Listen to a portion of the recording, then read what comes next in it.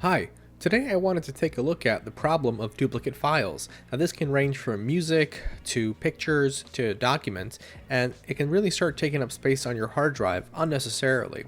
There are a lot of solutions out there that will help you delete duplicates and locate them.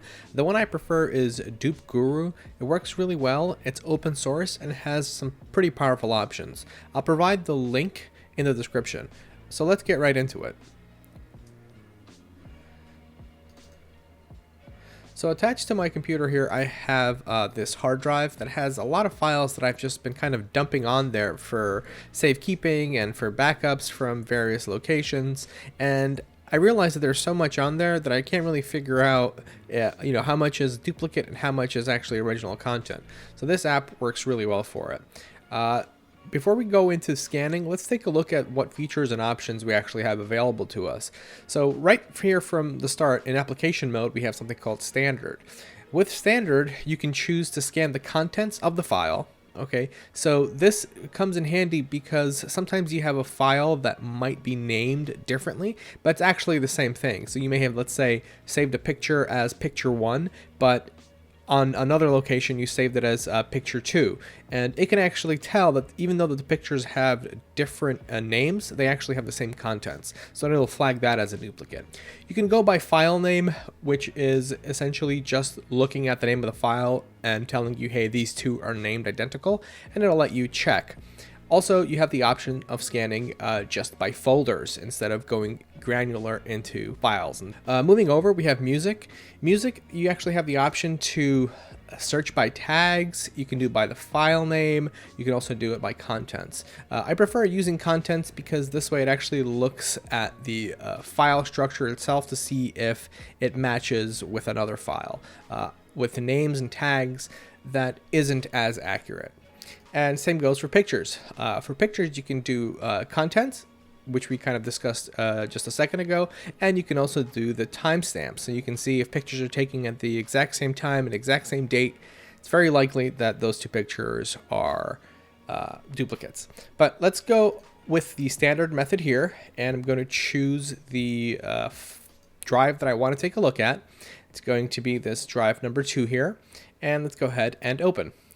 So here we see /volumes /2, state is normal, and we'll hit scan. And depending on the size of the file, depending on the size of the folder, depending on how much you have in there, this can take a while. So I'm going to let this run, and we'll come back to it once it's done. All right, and we are back.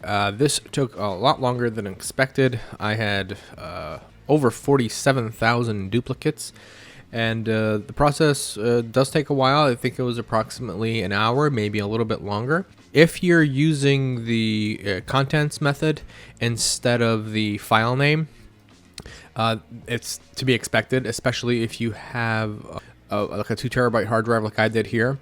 So it's just something to be aware of. You kind of don't want to do this on a whim. You want to plan for it. Make sure you have at least a couple of hours to go through all these duplicates if you have a significant amount of data.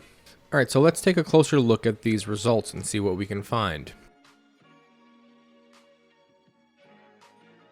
You can sort either alphabetically, or you can sort by the folder, you can sort by size, and you can also sort by percent matched. So this is 100% match, and you know that these files are duplicates, okay? Here you can see in blue that this is the original file, then you also have all the duplicates listed below. So let's scroll down the list and see what else we can find. So these all look like they're similar. These are all emulator files here.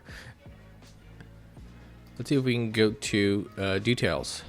Then we can actually open up a details window here and see what the actual file is when we click on it.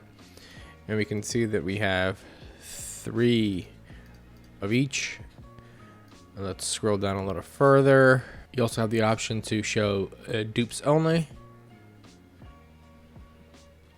Then you have the delta option, which actually gives you directories highlighted. You also have the option to sort by kind. So I'll add that there. All right, so SMC, those are all emulator files.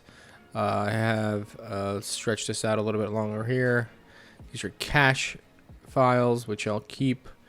And let's see, DLL files, those you want to keep because those are like system files from backups and things like that. All right, then I have a bunch of GIF files here. Let's get a quick preview of that one, see what that is. Yeah, so this is just standard kind of operating system stuff that I guess I've had there for a while.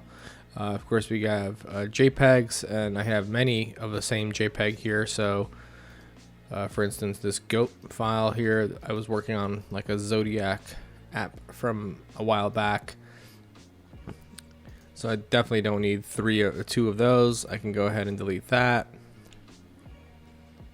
Many JPEG kind of duplicates, so there are like scans and things of that nature. So essentially, you know, even though you get all of these files listed for you and it lets you know what are duplicates, you still want to go through and see and make sure that, hey, you know, I really don't need these, and kind of go through file by file just to make sure that they're not documents that you need. You definitely don't want to select all and kind of do a dump there, because you do have that option. If you hit dupes only, it'll show you all the duplicates, and then you can literally just, you know, select all and delete them.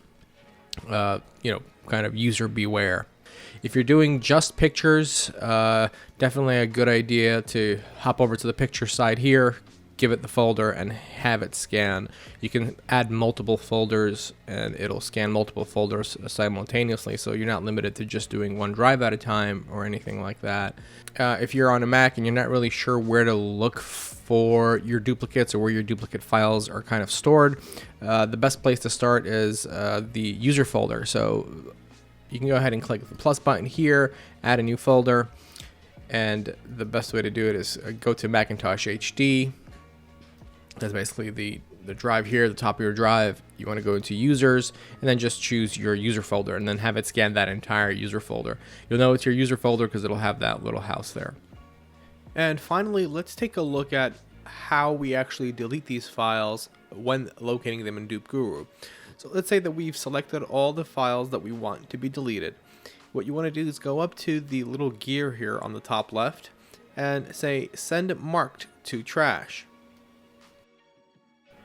So you have two additional options here. You can actually link deleted files, meaning that once you've deleted the copy, and if you ever need to go back to that copy, or for whatever reason you're looking in that folder for this specific copy, it'll link you to the existing one that has not been deleted.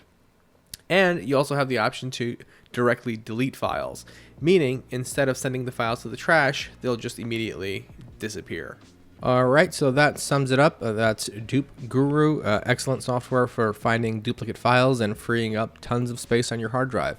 Thank you for watching, and we hope to see you next time.